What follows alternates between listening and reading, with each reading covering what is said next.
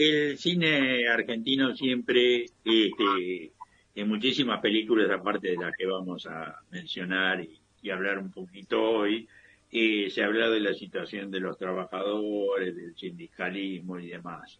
Desde casi del comienzo de la época del cine sonoro en la década del 30, bastante en la década del 40 y sobre todo a partir del 50, por eso arrancamos desde Las aguas bajan turbias, de Hugo del Carril. Hugo del Carril, bueno, para muchos americanos de cierta edad, fue una suerte de segundo Gardel. Cantaba con voz parecida, no imitándolo, con voz parecida, un registro vocal similar, este, y fue famosísimo a partir de la década del 30. También fue actor de cine y por último director de cine. Fue muy perseguido por su adscripción al peronismo luego de la Revolución Libertadora para ellos, fusiladora para el pueblo de 1955, que proscribió al peronismo con los gobiernos posteriores que lo siguieron hasta el año 1973. Bueno, Hugo del Carril es como una especie en el arte de sinónimo de peronismo, como Nelly Omar, a la que le llamaban la Gardel con palmas. Bueno, Las aguas bajan turbias es una película que se basa en un libro que se llama El río oscuro de Alfredo Varela, que era un militante comunista. Narra la vida de los mensú, la formación de un sindicato, el maltrato que recibían. Los mensúes son los peones, yerbateros, es decir, los que producían la yerba en las provincias como Corrientes, Misiones, el Chaco, básicamente, de la Argentina. En esa película, bueno, se relata el proceso de sufrimiento de los trabajadores y la creación de su sindicato. Es de 1952 y dirigida por Hugo del Carril. La película fue un éxito nacional e internacional y tuvo dificultades para su filmación y después para su estreno. Al final, con la aprobación de Perón, se pudo estrenar, pero le costó a Hugo del Carril esfuerzos varios extras cinematográficos. Bueno, esa es una película. Después tenemos en el año 1973, se empezó a filmar en el 72, una película de un director de cine desaparecido en el 76, que estaba en el grupo Cine de Base. Pertenecía primero de muy joven al Partido Comunista, pero después básicamente al Partido Revolucionario de los Trabajadores, que tenía su brazo armado político-militar, que era el Ejército Revolucionario del Pueblo. Los Traidores habla del ascenso y corrupción de un luchador sindical en la década del 60. Algunos encontraban similitudes con Andrés Framini, otros con Adelino Romero, figuras reales del sindicalismo argentino del gremio textil. Pero él nunca lo afirmó. Esta película está basada en un libro de Víctor Proncet. Víctor Proncet es un personaje muy particular. Era actor, músico, director de cine, guionista, autor teatral también, y trabajó en varios países.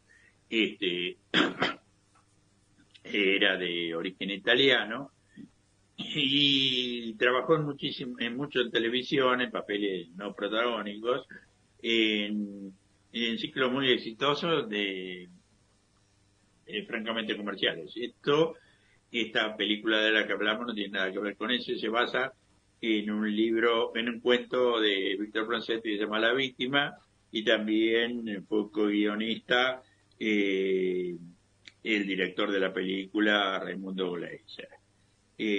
Bueno, es una película interesantísima y desde el punto de vista político, pero también cinematográfico. Tiene una escena onírica de un sueño del protagonista que es muy interesante y vanguardista. La película dura 114 minutos, es decir, casi 2 horas de duración.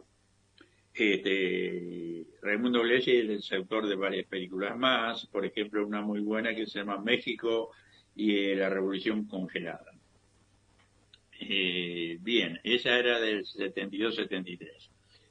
Tuvo una versión en colores que se conoció mucho después, en el año 78, y una versión en blanco y negro para que circulara entre la militancia y las grandes mayorías de una manera no comercial. Después, en el año 74, tenemos dos películas que tuvieron grandísimo éxito.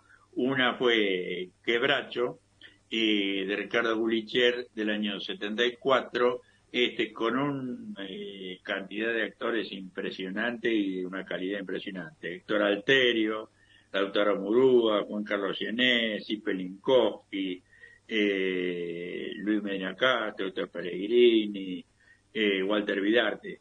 Bueno, para los que son argentinos o vieron cine argentino, actuaron en muchísimas películas y grandísimos éxitos de público y de crítica.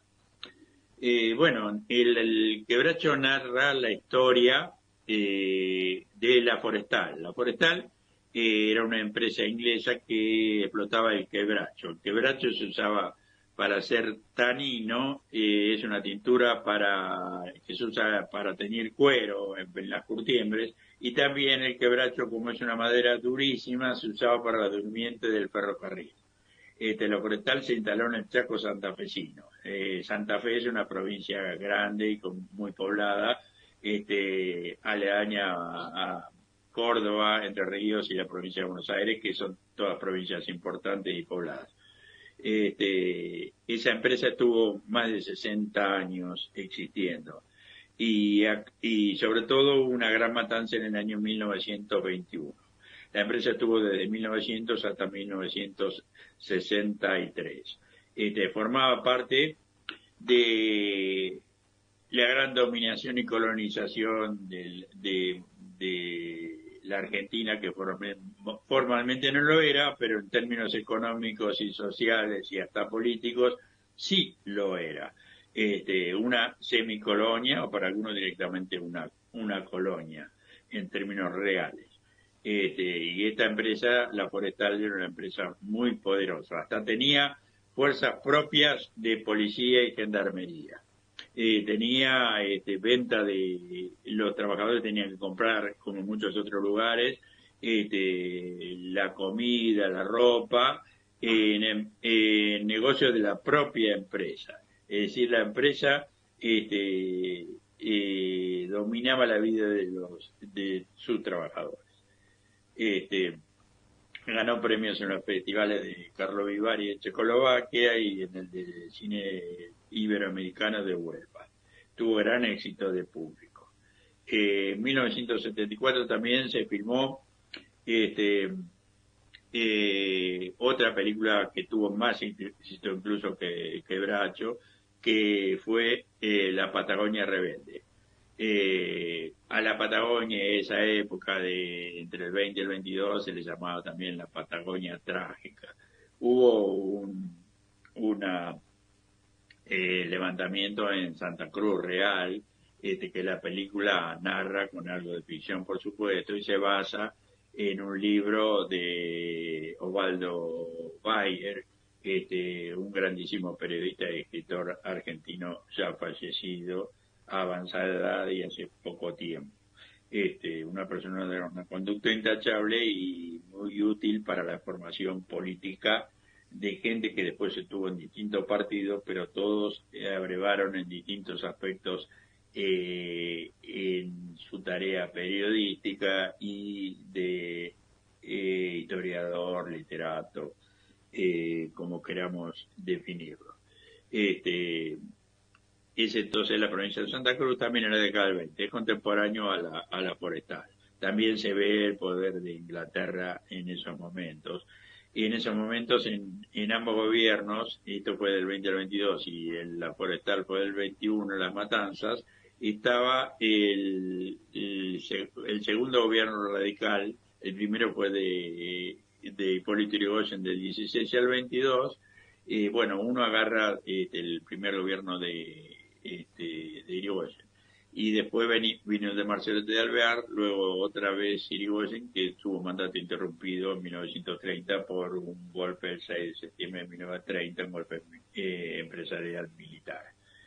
Hay muchas películas más interesantes, como voy a nombrar, Tiempo de Revancha, también, si analizamos aspectos, aparecen en la filmografía de Leonardo Fabio también cine político y cine vinculado a los trabajadores y al pueblo llano.